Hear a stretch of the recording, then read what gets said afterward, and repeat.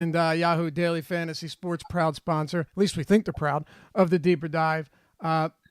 Hosting some solid contests today on this 14-gamer, 15K guaranteed, no cute names. MLB, 15K guaranteed, 2K to first. Max entry is 10, not 150. $15 entry, 12% management fee. So it's a pretty solid spot to get 10 lineups in there, or even two. If you get one or two lineups, you're only going up against people that have at the most 10. And it makes a difference on a huge 14-game slate like this where, you know, I won't say the best person wins, but it gives you more of an opportunity to not have to compete against someone that can cover their bases and some. All right. Oh, God. Yo, Josh just scared the hell out of me with that message. I thought I did something wrong on, oh, man, you asshole. And then I saw the second part. I was like, oh, he's joking. All right. It was, let's move on. Yahoo Daily Fantasy Sports, sponsor of the Deeper Dive. Yeah, now you're seeing it, right? You know how like when Slack comes up, you only see the preview of it? I'm like, What did I do? All right. 14 games, Adam. And Verlander, Castillo, Glasnow, Wheeler, Greinke, Herman, Maeda, Herman Marquez. A lot of top-tier pitchers, good pitchers on the slate. Not all of them in the greatest spots, but a whole lot of good pitching. Now, because we've got 14 games, it also means there's a lot of bad pitching on this slate. The options seem unlimited tonight with this 14-gamer. Yeah, there's a lot of different ways to go. The only thing this slate is really missing is any sort of cheap pitching that I feel comfortable about at all. So that's the spot where I think you're gonna, if you're fitting in, bats, especially like DraftKings and Yahoo, where they actually have some expensive bats. FanDuel, you can do whatever you want, but you're gonna have to roll the dice on some pretty bad pitching at the bottom in those lineups. But outside of that, the slate has everything. All right. Let's dive into it, starting with a game that is going to be chalktastic, but also one that's, whether you're trying to get away from the field, this one's going to be tough to get away from. Angels at Baltimore. Dan Straley, Trevor Cahill on the mound. 6.4 run implied total for the Angels. Monster number, dude. Like a monster total. I get that it's Straley. I get the Orioles bullpen is really bad. I mean, I totally understand all of that. But 6.4, and Ohtani's back as well. 6.4 in any spot, in any park, not named Coors, is pretty significant, Adam. So we'll get to both of these, but I will point out, too, I'm not ignoring the Orioles in this game either. I expect both teams to score quite a bit of runs. But, of course, we'll start with the Angels, who are running out a lineup of La Stella, which, I mean, leading off, who has been phenomenal this year, Mike Trout, Shohei Ohtani, and Andrelton Simmons in the cleanup, no Albert Pujols, Brian Goodwin, Cole Calhoun, Jonathan Lucroy batting seventh, Justin Bour, and David Fletcher against Dan Straley. Yeah, I mean, I'm with you. I love both sides of this game. But with the Angels, getting Ohtani back is just such a huge thing for me as far as stacking them goes.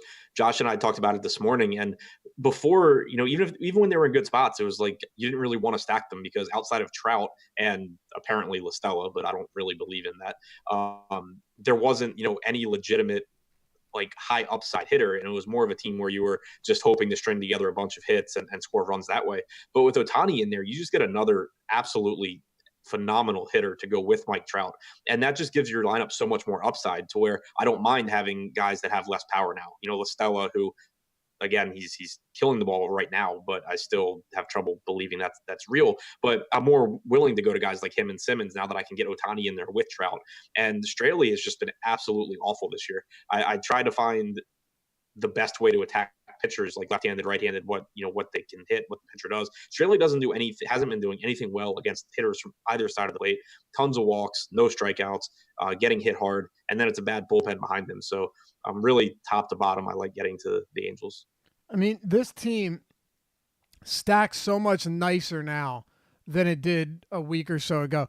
I mean, I'm with you. I don't know if La Stella can keep it up, but he's also, he's also leading off against Dan Straley and isn't like wildly priced either. I think $4,300 on DraftKings is pretty reasonable. $3,100 on FanDuel, and on Yahoo, Listella is expensive at 20. But at the same time, you have him leading off here. There's a good chance if he doesn't see 5 plate appearances, I would be very surprised. So this lineup works out really nicely. I want to ask you though. The other day we talked about how when the catcher position's terrible, throwing the catcher in from the teams you're stacking as the 5th guy in makes a lot of sense. Well, do you see that being the case with a guy like Jonathan Lucroy, who has seemingly remembered how to hit again and has actually looked pretty strong recently? He's batting 7th, but if you play him, you are going to have to pay a price in terms of his expensive salary. I don't love paying $4,300 for Lucroy, but I have no issue with getting him in, especially in stacks. I mean, it's just a lineup that I expect to score a lot of runs today. And like you said, he has been hitting for more power this year than in previous years. So I'm willing to get to him. It's just that, as a one-off, he's not my favorite, because then you're just taking a guy out of the middle of a popular team and probably overpaying for him. But right now I got him as my second highest owned catcher behind Wellington Castillo. My thing on the other side is, and we haven't talked about this yet, so get your take here. Trevor Cahill has not been the same this year, and lefties have battered him. He's allowed, by the way, Trevor Cahill's allowed 12 home runs already on the season. That's 12 home runs, by the way, in 33 innings. It's insane. When you look at what's been done to him against lefties, a near 500 WOBA, an ISO that's around 350, and he's allowing monster home runs to lefties and righties. But the biggest thing is he's striking lefties out at 11%, and I'll take it one step further. Not only does Trevor Cahill have a 6% swinging strike rate against lefties, but on the season, this guy has allowed 8 stolen bases, and Jonathan Lucroy is one of maybe the worst in the league at holding runners. So this battery is really bad. VR at the top of the position to me stands out as a really strong play, and I don't hate Baltimore. What are your thoughts here, and do you think you'll be able to work any bats in for the Orioles? First off, I love VR. Cahill's never been good at holding runners, and he's reasonably priced. He can get on base in multiple ways against Cahill, and so I like him a lot. But digging into Cahill, because I was really hoping I could find a reason to be optimistic about him and want to roster him here, because we do need cheap pitching. The thing that stood out to me was, so he's throwing his curveball more this year, especially against left-handed hitters, which should be a good thing, because in the past that was a pitch that got a lot of swinging strikes for him. And with most pitchers, if they start throwing their breaking balls more, they're better. But the thing that really jumps out to me is if you go on Brooks Baseball and you look at his release points year over year, the last couple of years, he's throwing that knuckle curve from like the exact same vertical release point as his fastball, which, in theory at least, should make it really difficult for hitters, because it's coming out at the same point, and then you're getting one of these pitches that is a fastball and one of them that is just diving down into the dirt. This year, his release point on his fastball is just totally different than his curveball. And it doesn't surprise me that has coincided with a 9% swinging strike rate on his curveball to hitters from either side of the plate. You take that pitch away and you're not getting strikeouts. You're already talking about a pitcher that struggled with control throughout his career. It's until he fixes that, I expect him to really struggle. Obviously, we won't know when he fixes that until after it happens. But until then, I'm going to just keep going at him with hitters. You have some really cheap guys on the Orioles. VR is reasonably priced. Mancini and Dwight Smith are both reasonably priced, but then you get past them and you get a really cheap Rio Ruiz batting 4th. Chris Davis at 3,100 on DraftKings, still batting 6th. Stevie Wilkerson with multi-position eligibility is cheap. Baltimore ran out one of the more stack-friendly lineups they could have gotten. They dropped Renato Nunez down to 7th, which I was happy about because it got the cheap lefties a little bit higher. I like this game as a game stack. I like the Orioles as a 5-man stack. I like the Orioles as a 3-man stack. I like the Angels as any sort of stack. Just getting all the bats from this game. Me too.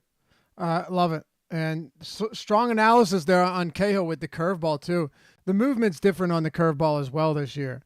I can't remember what it is. Maybe you do, but I remember looking at it a couple days ago before his last start and noticing a difference there.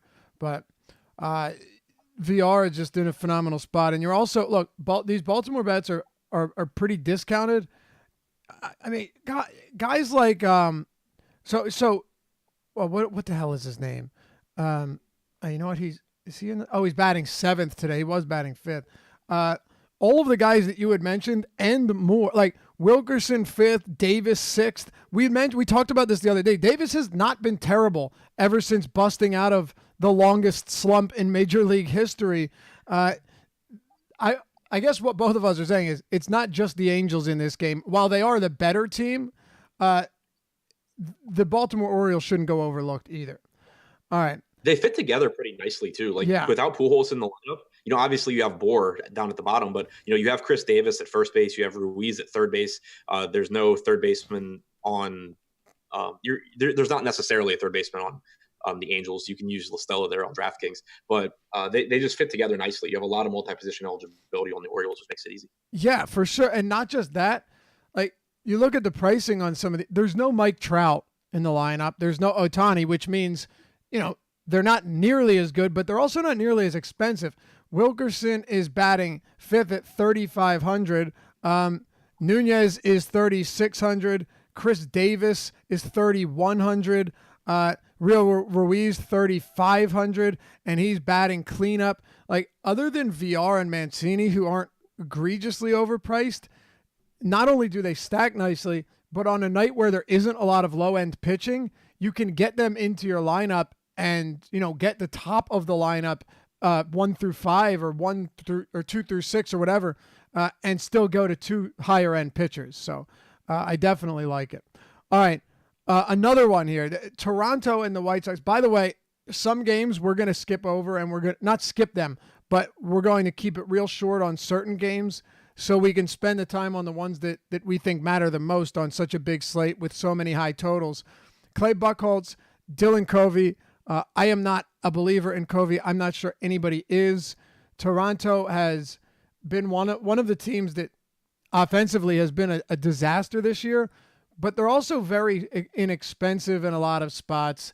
I think Vlad Jr. gets his first home run at the major league level today, but that's neither here nor there. Let's talk about this matchup between Daniel Hudson and Dylan Covey. Oh, I'm sorry. Did I say Buchholz? I meant Daniel Hudson. Yeah, I mean, Buchholz scratched for anyone wondering. This is a bullpen game for Toronto. I expect it to be Hudson followed by Joe Biagini. He hasn't pitched since Monday. We know that they used him as a starter last year, so I expect they can get a few innings out of him.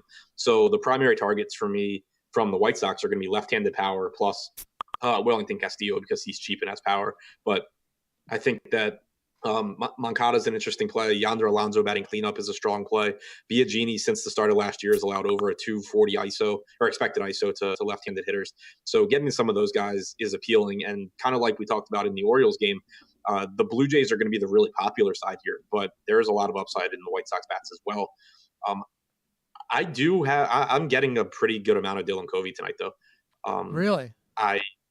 It's not that I feel really confident in it. I do think he's made some adjustments, and I'm really interested to see what happens going forward. His swinging strike percentage at AAA this year was 11.9% in a few starts compared to 8.2% last season. In his only start with the White Sox, it was against the Red Sox. So you don't expect good plate discipline numbers. He had a 9.1% swinging strike percentage, which is below average, but it's not like terrible. It's better than you would expect from Covey. He had a 31.1% chase percentage, which is good. But he's also throwing a splitter now, which it looks like it's very similar to the changeup he was throwing last year, but he's throwing it harder. And so, yeah, his pitch mix looks a little bit different. His results at AAA have been a little bit different. There's not enough data for me to be confident that we're getting a different pitcher, but the fact that Toronto does have the highest strikeout percentage in the league against right-handed pitching, they've been really bad with a 78 WRC+. There is no cheap pitching on the slate that I'm really confident in. Toronto is going to have a ton of ownership, so Covey works as a leverage play. It all works out to just get me some Covey in tournament lineups. Clearly wouldn't touch him in cash games and wouldn't be surprised at all if he gets blown up. But I think that it's worth it to take a chance on him in tournaments. That being said, I obviously like Toronto power as well. Justin Smoke in particular grades out really well for me. Pitch type wise matches up the best with Covey against the sinker changeup combination he's throwing to lefties. And then, you mentioned Guerrero, really cheap batting second. Grichuk has a lot of power batting fifth. It's a really underpriced team in terms of upside, which is why they're so popular. Right. Covey, in that one appearance that you were talking about, had a 23% called strike plus swinging strike rate, which is all right. I mean, look, here's the thing. There's no way I can really say anything against him when I'm considering somebody else that's close to his price and is equally disturbing to roster. So Homer Bailey. You got it. Got some of him too. You got it. I mean, we'll get there, but Bailey actually has some strikeout upside, and his splitter gets a lot of misses. But look, anybody down there is a huge risk. So that's that. But we still don't have a Toronto lineup yet, do we? Oh, here, we just got it. We just got it. Hey, Sogard's been great. Vlad Jr. batting second. Smoke, Rowdy Tellez, Randall. I love Randall Grichuk here at his price point. Really cheap. Look, it's a good spot for them. Many of them are inexpensive, which I think plays heavily into this. Like Vlad, Smoke, Grichuk, Tellez. These guys are inexpensive, and it makes it a lot easier to roster them. On the other side, you had mentioned the White Sox a bit. Which White Sox bats do you have interest in, or is this more so just if you end up with some White Sox stacks, you'll roll with it? They're not a priority stack for me, but I do get a lot of Castillo. He's my number one catcher. I think Yonder Alonso is a really good play. The problem is the first base is really, really deep. So I still have him behind a number of other guys. So I guess Castillo is like the main priority for me, but then guys like Moncada and Alonso, I like them. All right. Fair enough. Let's keep it moving here. On to game 3, Boston, Seattle. So when I said there's a lot of high totals, I mean, we've only gotten to 3 games, and we're already at several above 5, right? And by the way, the Angels just moved to 6.5, Adam. I mean, it's moving That up. Game's been going up all day long. It's crazy. Yeah. It opened at 6, I think. It's up. Yeah, I think when I looked because I started on that game last night, and I think it was like 5.8 or 5.9 for the Angels and like 4.4 for the Orioles. And then it jumped by this morning. And then during me and Josh's show, it jumped again. Right. It's crazy. 70 plus degrees. So you also have got Toronto at 5 runs and Boston at 5.9. That's the second highest total on the slate against Eric Swanson and Erod, Eduardo Rodriguez on the mound for Boston. Before we get to hitters here, what's your take on a guy like the left-handed Eduardo Rodriguez against this Seattle squad? I don't dislike Rodriguez, but he's not getting into a lot of my lineups. And the reasoning just has to do with pricing on the 2-pitcher sites, which is where obviously we're talking about him because I'm not prioritizing him on a 1-pitcher site. He's just like, he's 8,800 on DraftKings. He's really close to Herman Marquez. He's close enough to guys like Wheeler and Domingo Herman that, and, you know, even the 10K guys that I just don't need to sacrifice that much to get up to them. And I like them more. Or I would rather just get bats and take a chance on cheaper guys. So he's not ending up in a lot of my lineups just because of where his price point's at. But it's not someone that I have any reason to dislike. Yet he struck out about 25.5% of hitters this year. He's done a really good job limiting power to right-handed hitters. The Mariners have a lot of right-handed power that, you know, plays well in Boston. It's definitely a dangerous spot for Rodriguez, which is another reason I'm not too upset about not really getting there. But I think that, you know, he's a good pitcher and he's not someone that I look to take bats against. And on some slates, I would really like him here. I'm just not really getting to him on this one. All right, that's fair. Yeah, I don't have a ton of interest in Erod. I mean, I even like Kenta Maeda at a similar price ahead of him. There are a bunch of guys here that are in pretty good spots. As far as the Boston bats go, Adam, you know, normally this would be the top stack on my list, and they are one of them, but there's just so much hitting here on this slate and teams that, you know, are coming in at a bit cheaper prices as well. But I guess Boston's not super expensive. It's just the thing is that none of them are crazy expensive, but none of them are really inexpensive either. So like Chavis and Betts and Martinez and Bogarts. I mean, Bogarts, I guess, is relatively cheap, but they're all like 44 plus K on DraftKings outside of, you know, 9-hole Christian Vasquez and Jackie Bradley Jr. Yeah, I'm getting the Boston as one of my top stacks here. There's a couple things that I like. For one, Eric Swanson, he's not bad. He's not great.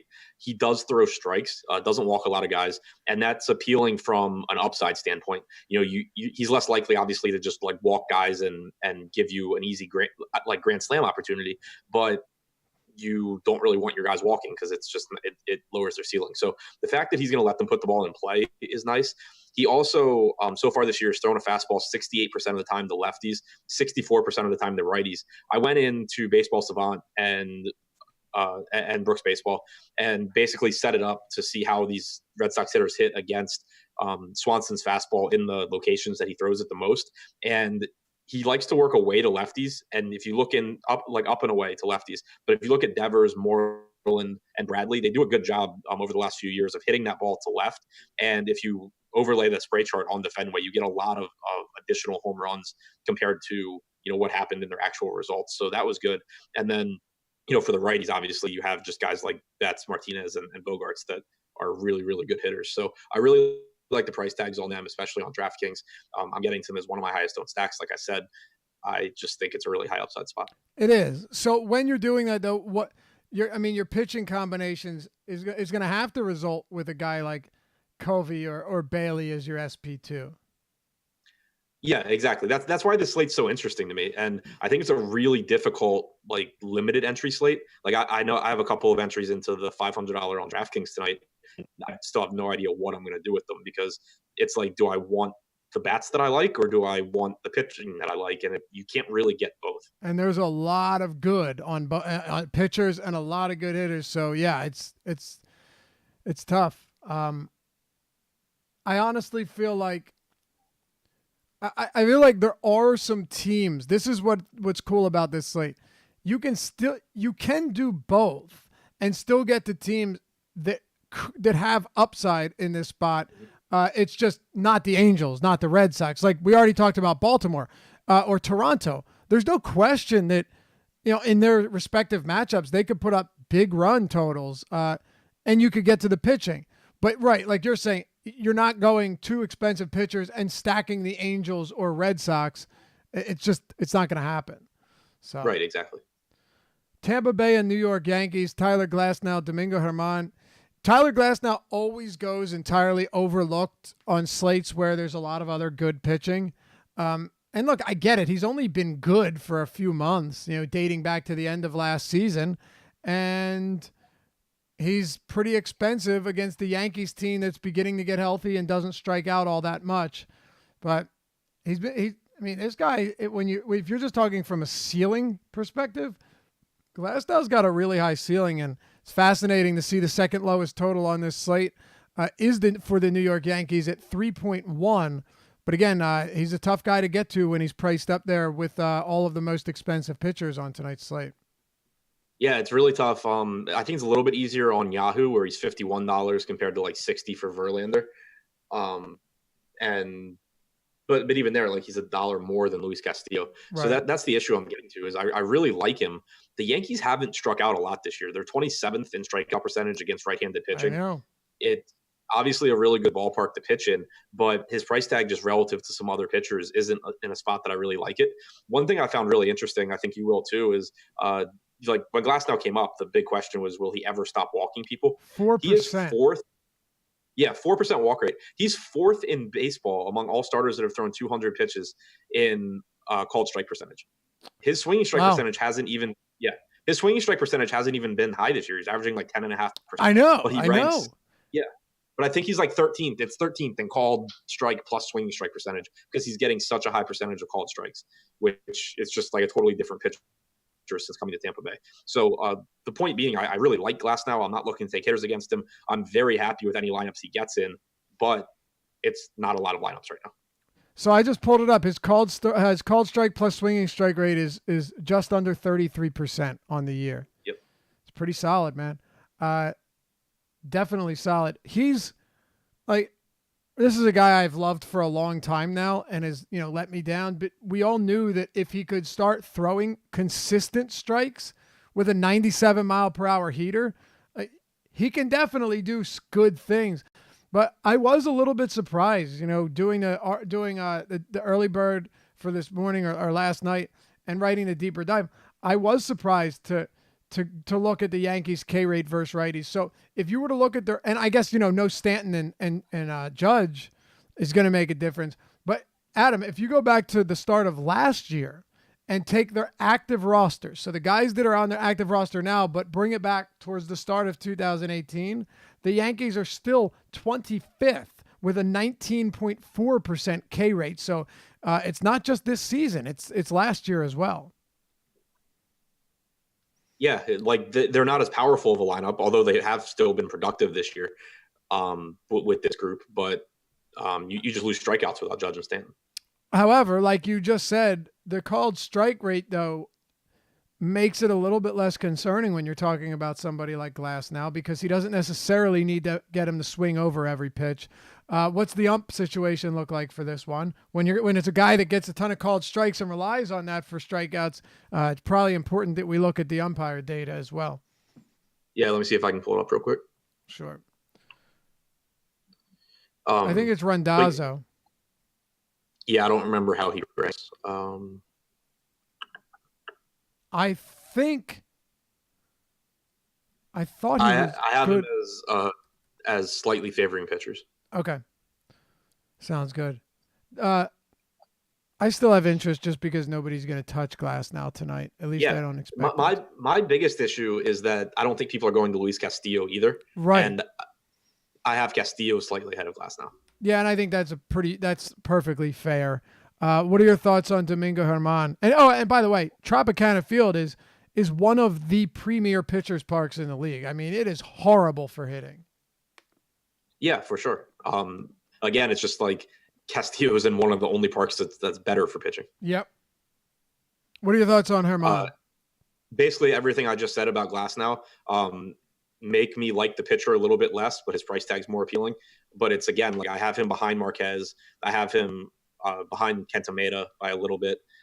I have him behind Castillo, Glass now, Verlander if I can find the money. So I really like him as a pitcher, but Tampa Bay has been a pretty good offense this year as well. They don't strike out a ton either.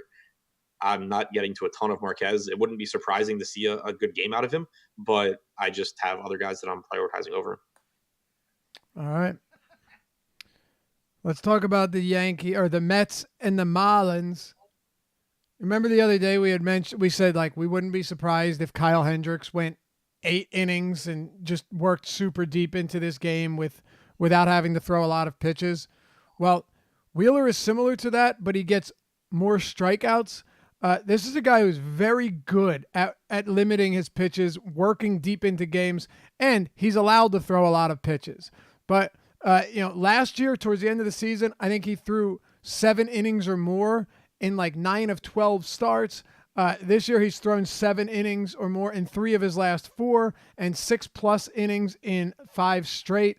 Like Wheeler does a great job of working deep into games, limiting his pitches per inning, but also gets a good amount of strikeouts, gets enough swinging strikes to make this just as perfect as a matchup as you could get for somebody like Wheeler, Adam. It really is ideal.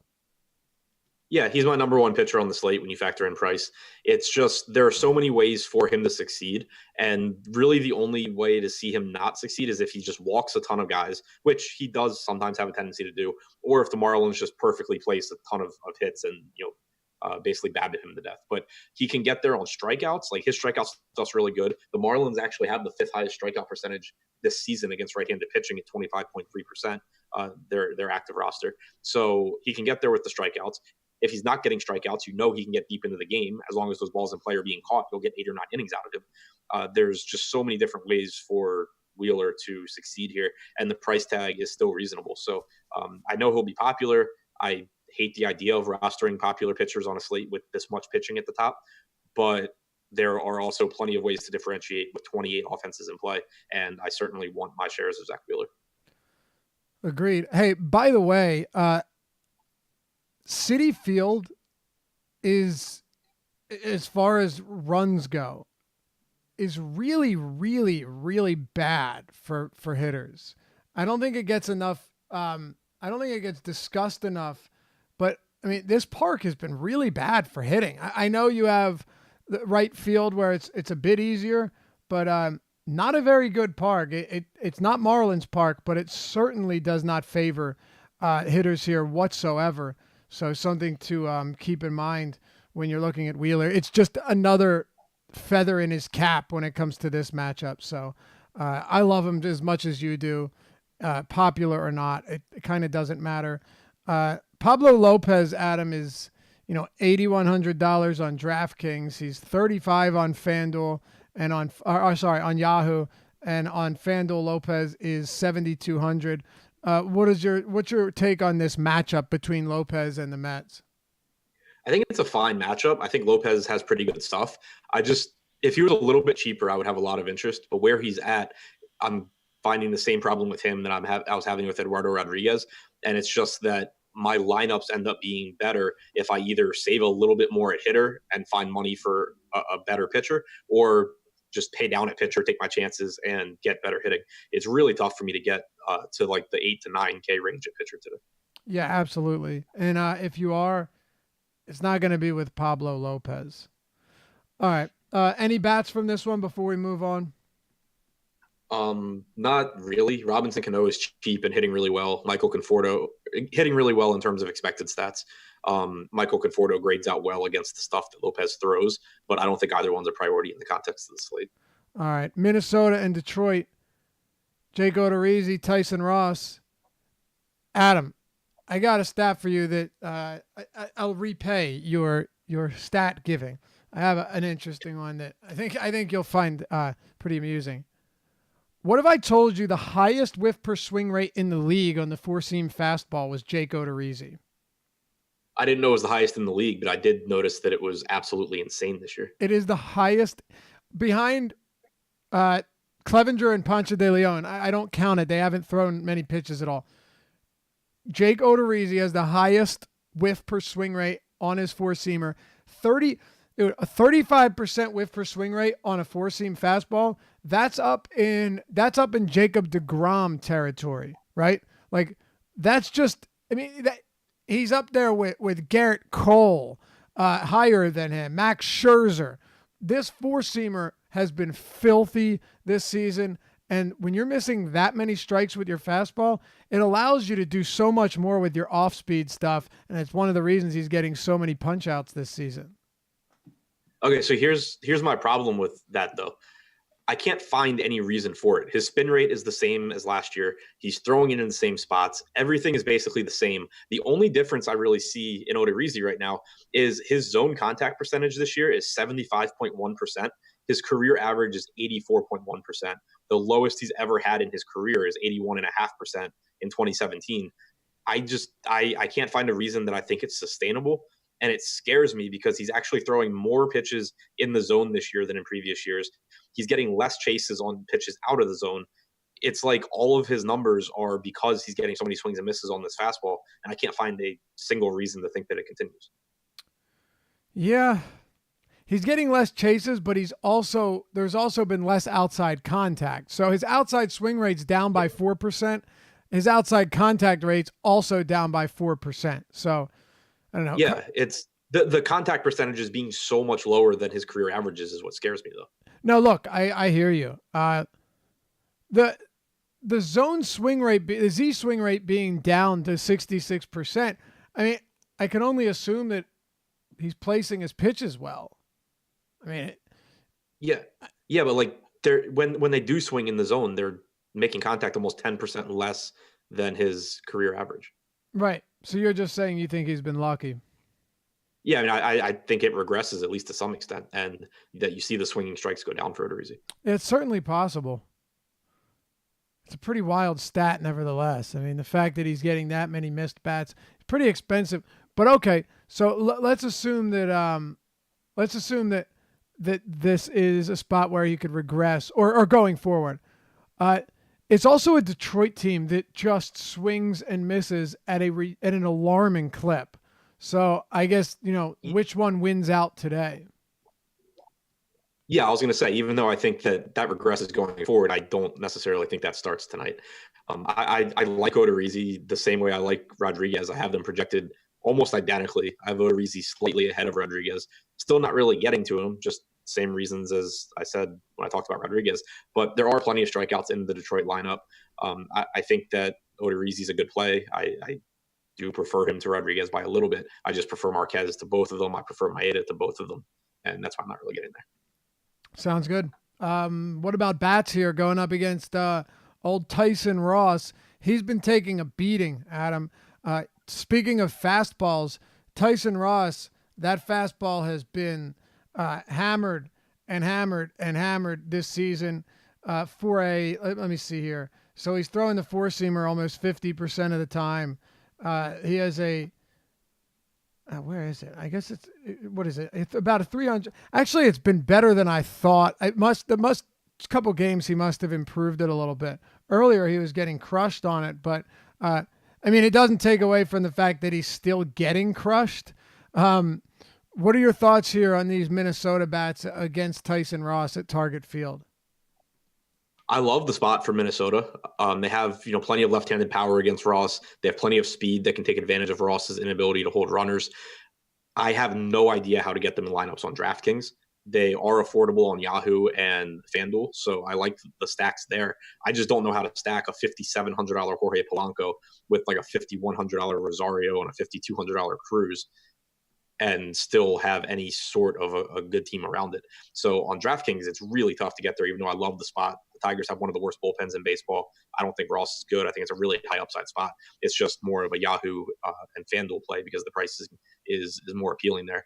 Max Kepler as a one-off does stand out to me as a good play. I wonder, why did I think Tyson Ross his fastball was getting crushed? I can't remember. Huh. Maybe I'm thinking of the wrong guy, Adam. I don't know. I do know this though.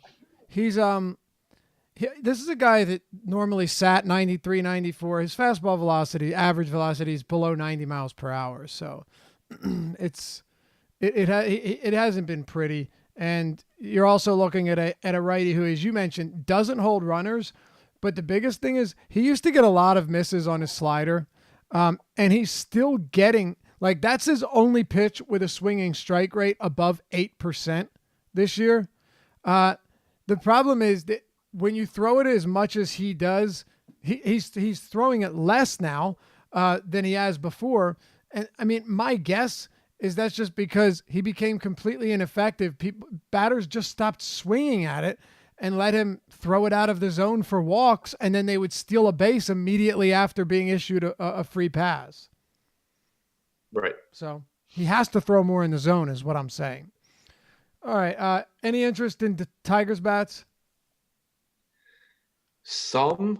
Same thing that Josh talked about this morning. It's just a leverage stack. I do think Odorizzi's better than the Tigers. I expect Odorizzi to have success, but where we are looking for cheap upside, when you have a pitcher in Odorizzi that probably gets some ownership on this slate, going to guys like Kristen Stewart, Castellanos in particular, makes some sense.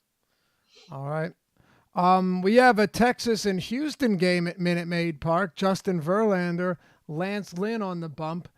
Verlander's always a popular pitching option just because he's such a high floor guy, high floor, high ceiling. And he's facing a Texas team that, while they have been very good against righties this season, even outside of Globe Life Park, they also feature a good amount of strikeouts. So do you see yourself getting up to Justin Verlander as, your most expensive pitcher on DraftKings, your most expensive pitcher on FanDuel, and finally your most expensive pitcher and the only $60 pitcher on Yahoo? I have him as my highest projected pitcher. In cash games, I really would like to get to Verlander. In tournaments, I like Verlander in any lineup I can get to him. There's a ton of upside against Texas. It's a good spot. The thing is, I just don't want to sacrifice too much in the way of hitting because you have that whole cluster of pitchers a little bit cheaper than him that still give you 30 plus fantasy point upside. They won't reach that target as frequently as Verlander. And that's why when I can get to Verlander without sacrificing much, I want to, but I just don't want to sacrifice a ton to pay more money for Verlander than for, that 9 to 10K range. Yeah, I feel the same way. There's just unlimited options. That extra 1,500 or whatever it is could take you a long way, and I think that is going to make a difference tonight. But I don't think either of us would blame anybody for rostering Verlander with frequency either. He's just that good. Houston bats against Lance Lynn. Look, Lance Lynn is really, ever since he left St. Louis, he's struggled, particularly with his walk rate. It's just been really high this year. He was one of the worst in the league. He may have finished as the worst in the league last season in K- BB rate versus lefties. I believe he finished the year with it in the negatives. I could be wrong. This year, or let me just see. Last year he was at 2.3%. He got it out of the negatives. This year it's like 13%, Adam. But he's still allowing a pretty high WOBA to him. Interestingly, though, Lance Lynn, for really the first time ever, has been worse against righties with a K rate that's about 6-7% lower as well. Do you make anything of that? Because he, as we know, for his entire career has been, I would use the term lights out against righties up until maybe last year, and a huge liability against lefties. Yeah, I mean, he's been better this year. The main problem for me is just how expensive Houston is. I don't think Lynn is an absolute gas can. And you're talking about paying more for Houston than for the Angels or for the Red Sox or for pretty much anyone. On one hand, that makes them, a really high upside, low owned stack against a marginal pitcher in Lynn in a terrible Texas bullpen. But on the other hand, you really need a lot to go right there. So I'm not getting to a lot of Houston, and it doesn't feel great, but their price tags are all just kind of through the roof. Yeah, and it's not like by not getting to Houston, you can't get to a dozen other teams you really like to stack that fit better and aren't as expensive. Do you want to talk about anything else from this game before we keep it going? No. All right, Philly and KC, Jake Arrieta, Homer Bailey. You mentioned Dylan Covey earlier. Look, I get what you're saying. It's not a slate that's going to provide us with much at the bottom of the position, but Bailey's the cheapest pitcher on DraftKings. He's minimum salary at the pitcher position on Yahoo, both of them 2 pitcher sites. He's got beat up in a couple starts, but he also has 6 strikeouts or more in 4 of 7 games, has a 23% whiff rate on his splitter, which he's using 25% of the time. So, look, I had even mentioned this in today's deep dive, which you can check out at awesomeo.com. But use the promo code DeeperDive, one word, DeeperDive, to get 50% off your first month, by the way, if you want to see everything behind the paywall, including ownership projections, Awesomeo's stack sheet every day, his projections, rankings, Fantasy Cruncher add-on, the lineup builder. We have it all over there at awesomeo.com. So DeeperDive, one word, is the promo code to get half off your first month at awesomeo.com. Anyway, in the deep dive today, I said I'm not trying to hype him up against the talented Phillies offense, Adam, but if I'm going to go cheap, I don't mind scrolling all the way down, because anybody above him in like the 6 and 7K range is equally risky, and many of them don't even have the strikeout upside that Bailey has. So he has a double-digit swinging strike rate, a 23% K rate. The biggest concern is that he's been better against lefties than he has against righties. And as we know, the Phillies have a stable of quality right-handed bats in their lineup. Yeah, I have no argument against what you said. I agree with you completely, and I'm getting to Bailey too. I don't think Bailey is riskier than Dylan Covey. I like Covey's matchup more. I think there's more strikeouts and just a worse overall offense. And the thing that makes me put Covey a little bit ahead of Bailey in tournaments is that I think the Blue Jays have a lot more ownership than Philadelphia does. And if I'm going to take a pitcher that I don't believe in all that much, I would like to get added benefits of limiting the upside of other teams in my tournament. So that puts Covey a little bit ahead of him for me. But yeah, I don't think that there's any argument against what you said. Like his splitter is good. It gets a lot of swings and misses. If he's able to get ahead in counts, he has a path to success, and that's really all you're hoping for when you talk about someone at $5,800. Right, and neither of us are trying to die on the Homer Bailey hill, right? But no, there will be plenty of times this year that I'm willing to take some cheap pitcher that nobody likes and say that I'm just playing him a ton and living and dying with it. This isn't one of those slates. Exactly.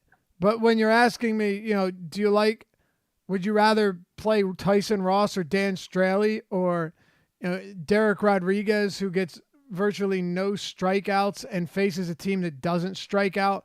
Eric Lauer at Coors or Cody Anderson, if you need to go cheap, well, sometimes you just have to find the best piece of garbage at the bottom of the dumpster. Still a piece of garbage. For what it's worth, I have Rodriguez 1, Covey 2, Bailey 3. Okay, so you do like Rodriguez. Okay, see, I'm not particularly high on him, but we'll get there. We will get there. I don't like him. I like his ballpark. Oh, well, yes, for sure. All right. I guess you're pretty much hoping that he goes like 7 innings and just doesn't give up runs. Yeah, which I think is pretty fair. Yep, it's fair. What about I can assume you're not. I can safely assume Jake Arrieta is not at the top of your pitches. Okay. What about Philly's offense? Because while we know Bailey can get some Ks, we also know that this dude can blow up like the best of them. Yeah, and also not a good Kansas City bullpen behind them. So I do like the Phillies. I think Bryce Harper in particular, I'm getting to a lot of him. Still reasonably priced for this matchup.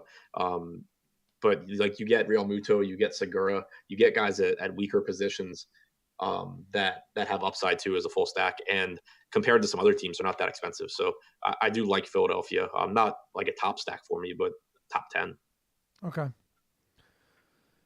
And like you said, they're probably going to be pretty low owned. The problem is that a lot of them are pretty expensive too. So it's you're going to have to decide on either just going to spread it out a ton or you're going to go a lot heavier on the teams you really like and not get as much of the teams that you like but don't love. Pittsburgh and St. Louis, Trevor Williams, Adam Wainwright. What do you have on this one, man? Adam Wainwright is getting like no swings and misses on his curveball this year. He's getting absolutely blasted by lefties. So the Pirates naturally decided not to play Gregory Polanco today. I really, really wanted him in the lineup. Wainwright's not the craziest play as long as the reason I'm not going to get him is I still don't think there's strikeout upside. I think it's very similar to like Michael Wacha last night where you might be able to get, like 6 innings and a couple earned runs and like 14 points, but I think I can get that from cheap guys. So I'm not going to this price range, but Polanco not being in there really does water down the Pittsburgh lineup as far as getting to them. I think that $3,500 Brian Reynolds gives you some upside. Josh Bell is more expensive than I really want to pay for on this slate. So the Pirates have some upside. It's just that I don't like their lineup as much without Polanco. It really weakens the stack for me. So I'm not getting as much as I was thinking I might earlier in the day. Okay. I mean, is there anything else from this game? I do like the Cardinals a lot. So Trevor Williams is someone that I don't really pick on all that much. I think he's pretty good at limiting power. He's got like a 13% swinging strike rate against righties this year, but it's a really talented Cardinals lineup. And the big thing for me is on a slate where most stacks that I like are really expensive, the Cardinals aren't. If you look at their DraftKings pricing, Carpenter and Goldschmidt are both under 4K. DeYoung and Ozuna are expensive, but then Martinez, Molina, Fowler, and Wong are all affordable as well. Trevor Williams doesn't miss a lot of bats, so not a high strikeout pitcher. The Cardinals have guys with a lot of power, but on top of that, Pittsburgh's bullpen was burnt out going into yesterday's game, and then Joe Musgrove got lit up, so now they're even more burnt out. They had 3 guys throw at least 20 pitches yesterday. Of the guys that didn't throw 20 pitches yesterday, 2 of them threw at least 20 pitches 2 days ago. So it's just a really, really weakened bullpen right now. And if they can find some way to get to Williams early on, I think they have the upside to keep tacking on runs like they did last night. So I just really like the price tags, really like the talent level of the Cardinals. Second straight game, Musgrove has been lit up. Yep. Yeah, it hasn't. It was not fun. What's that? That was not fun. Yeah, God, he has just been tortured over these last couple of games. He walked 5 guys yesterday. I know. Hit rate. Like the guy's biggest problem in the majors is that he doesn't throw enough balls, and then he walks 5 guys. Unbelievable. So had a 75% hard hit rate yesterday too. That's pretty high. All right. Colorado and San Diego. It's not warm at Coors, Adam, but it's definitely not snowing either. 54 degrees at first pitch, and it's still Coors, so that's good. Eric Lauer is not terrible, but he's certainly not a guy that I expect to find ample success in Colorado. I mean, you're talking about a, a Rockies team that we really don't need to spend a whole lot of time on. You've got Arenado and Story batting, Story and Arenado batting 2 and 3, Desmond in the 5 hole. This whole thing, like playing Tony Walters every day, is fascinating with how terrible at the plate he is. But I guess they don't really care about that. Ultimately, though, Eric Lauer is giving up power to righties this season, and he won't have Petco Park to shield him. He's giving up a good amount of fly balls, a ton of hard contact, and he's a pretty middle of the road strikeout pitcher. So, needless to say, Rockies, particularly right-handed Rockies, are towards the top of my list today. What are your thoughts on this game? We'll do bats, and then we can talk about Herman Marquez. Yeah, so I mean, Arenado and Story, obviously, but I really like the lineup the Rockies are rolling out there, even though it is lefty heavy. Since last season, Lauer hasn't been elite against lefties. 7.7% swinging strike percentage, 331 expected WOBA, and you have good left-handed hitters with Blackmon, Dahl, and Murphy, as opposed to guys like Mark Reynolds and whoever else they were going to potentially run out there from the right side. So I think it just makes this lineup a lot deeper, and it makes the stack more appealing. The downside to stacking Colorado here, in addition to their price tags, is that San Diego, their bullpen has the second best xFIP in baseball this year. They have allowed the most home runs per 9, but I expect that will regress since they are such a talented group of pitchers overall. But I mean, it is a Coors game, and the Rockies, I think, are running out about as good a lineup as they could against Lauer. So really like Arenado and Story as one-offs, but I'm getting to them as stacks, and they probably won't be that popular because of cheaper stacks that we've talked about, like the Angels and the Red Sox. I think gives you a lot of upside. All right, I like that. I also think I wouldn't have hated if Mark Reynolds was batting cleanup in this game, just because he's really discounted. But it's not like he's been great either. Although he's been much better at home. What are your thoughts on Harman Marquez and obviously the San Diego Padres offense?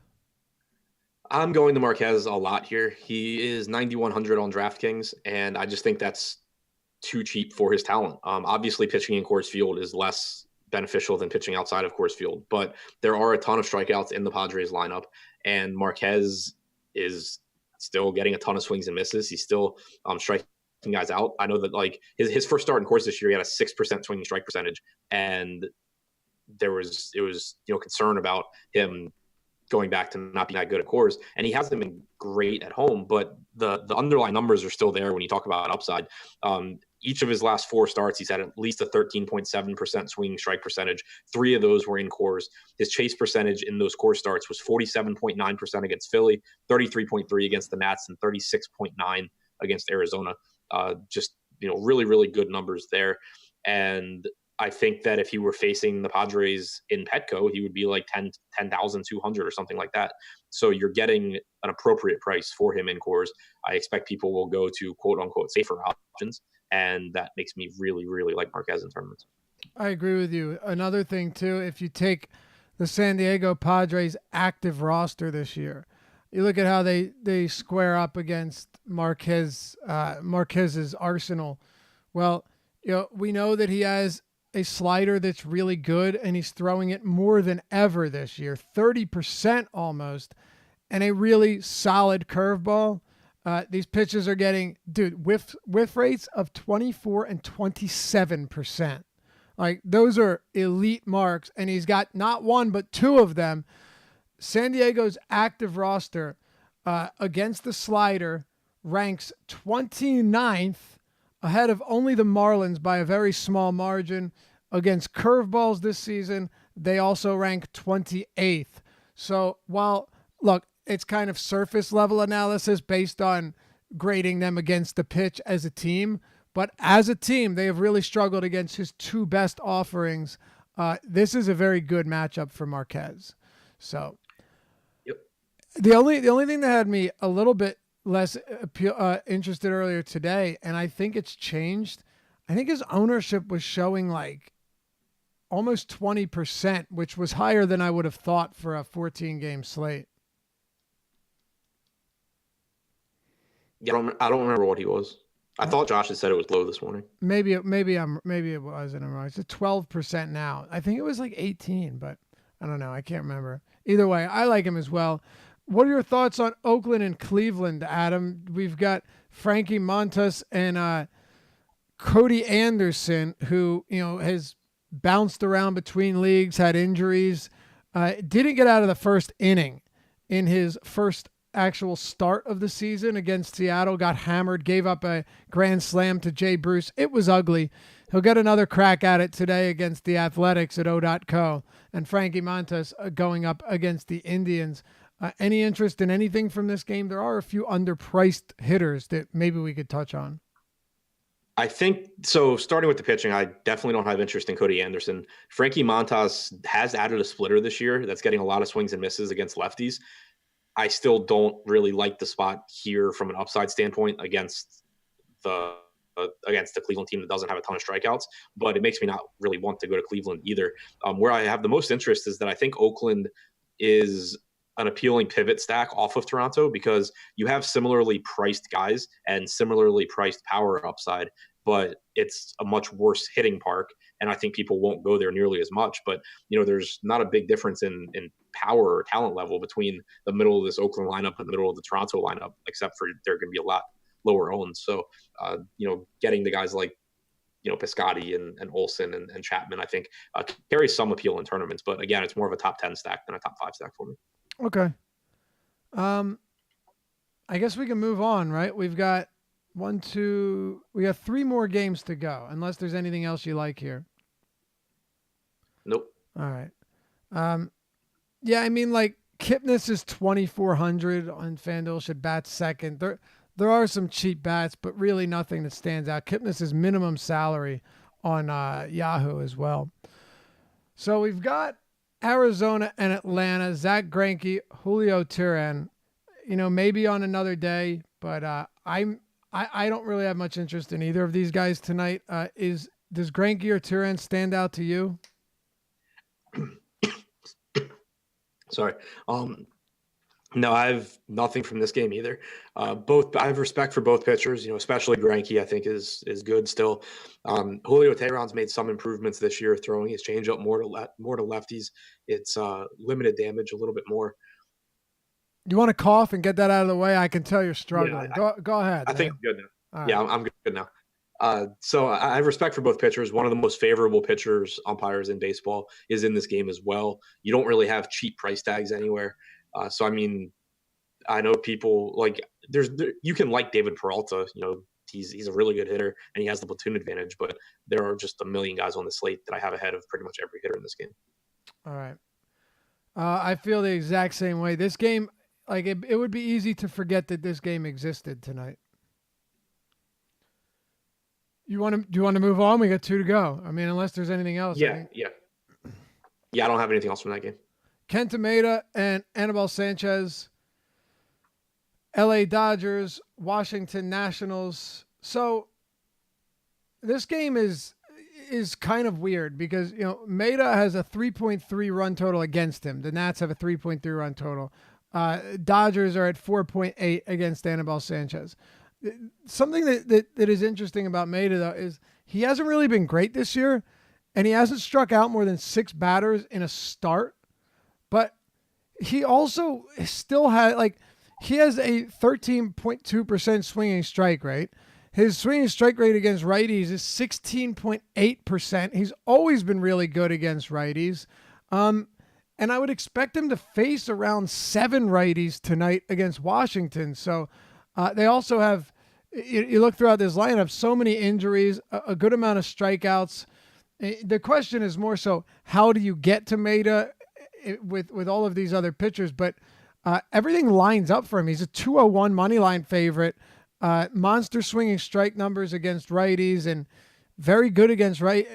Do you know Washington this year against righties is bottom 3 in WOBA, ISO, and WRC plus?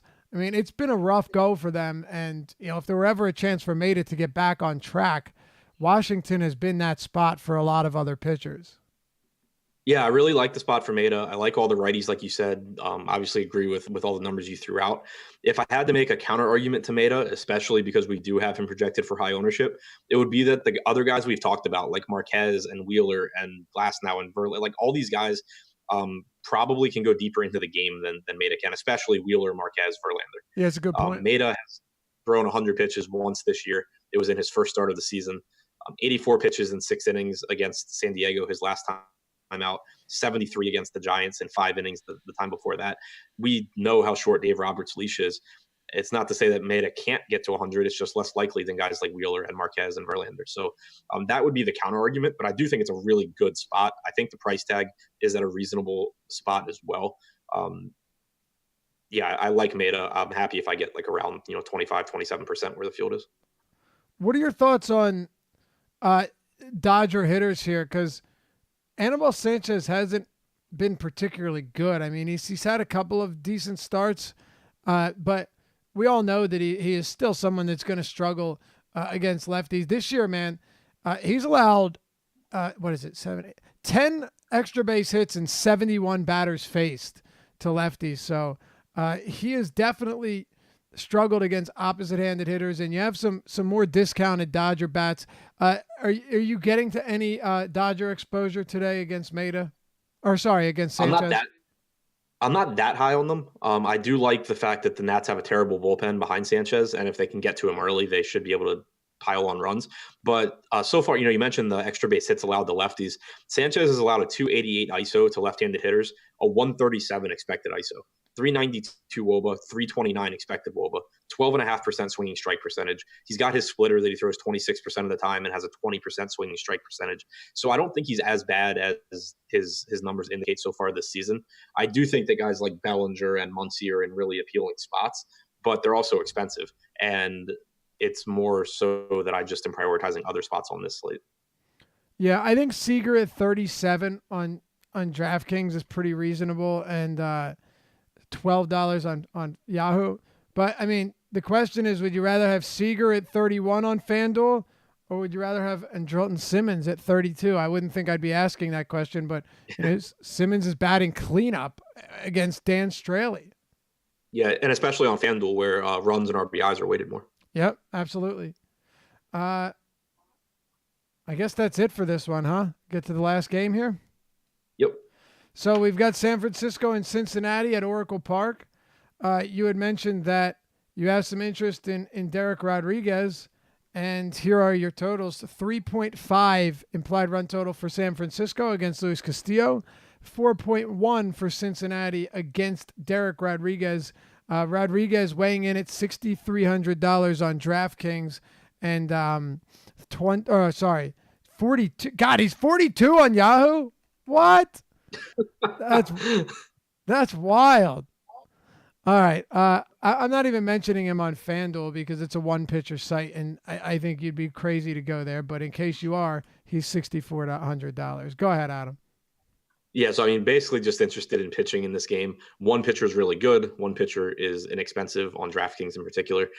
Castillo has always had the stuff. We've talked in years past about how talented he is, how good his stuff is. He would run into some trouble with left-handed power because he would just let his two-seamer leak back over the plate and it would just get hit to the moon. That hasn't been the case this year. He's allowing basically zero power to lefties, a sub 100 expected ISO to lefties. This park obviously will downplay the power issues as well. He's got his changeup that he throws 37% of the time to left-handed hitters with a 30% swinging strike percentage. Just an absolutely phenomenal pitch. His fastball obviously is good, averaging almost 96 miles an hour. And then against righties, he throws his changeup 26% of the time with a 36% swinging strike percentage. Mostly left-handed lineup, most likely for the Giants. It's just a spot where I think that Castillo is clearly better than this team. They got to him for a few runs when they faced in their last start, but that game was in Great American. We still got 9 strikeouts out of Castillo, still got a really good game out of him. I really like the spot here. If Verlander weren't on this slate, I would have tons of Castillo. As it is, I'll still have more than I expect the field to have. Sounds good. Is there anything else here? Any hitters? I would imagine no, but I must ask. No. I mean, as far as Derek Rodriguez, we talked about it some earlier, but there's nothing that I like about him. Like, he's just a completely mediocre pitcher to me, but he's a completely mediocre pitcher pitching in San Francisco against a mediocre Reds team on a slate with really, really bad cheap pitching. Yep, no question.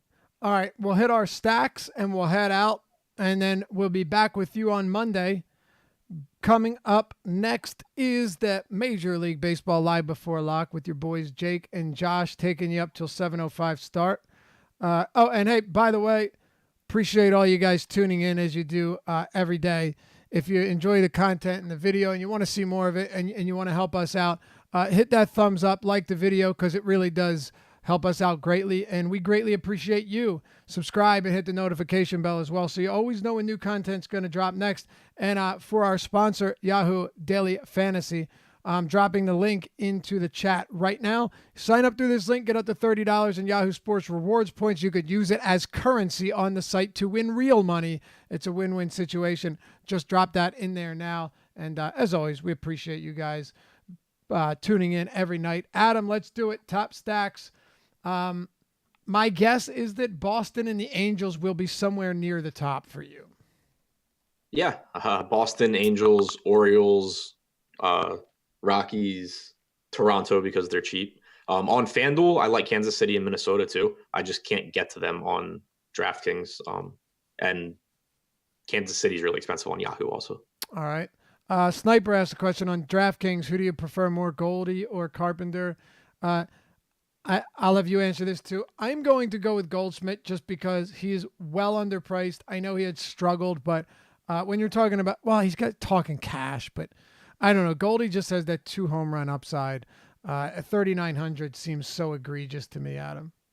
Carpenter, just because he has the platoon split, he's also underpriced. Williams is worse against lefties. I like both of them, but I would lean Carpenter, especially in cash. Yeah, that's what I'm saying. When I saw cash, it kind of changes it. But man, when I see a sub 4K Goldie, it's crazy. But yeah. I think Adam's right here. Go with Carpenter and cash leading off. Top stacks, give me Angels, Boston, Colorado, Minnesota. And I don't want to forget about Baltimore, man. I think Baltimore is one of the teams that makes it really easy if you want to pay up for pitching. Same with Toronto.